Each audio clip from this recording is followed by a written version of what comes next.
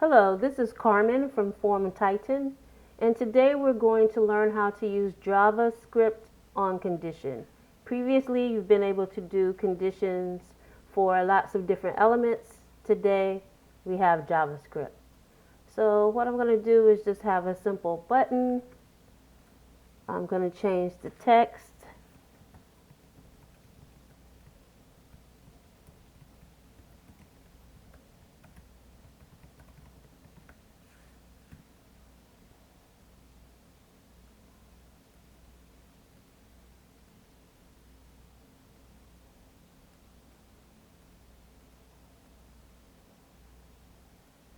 Okay.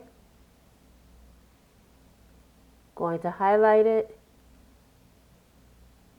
We're going to set this button to have a condition.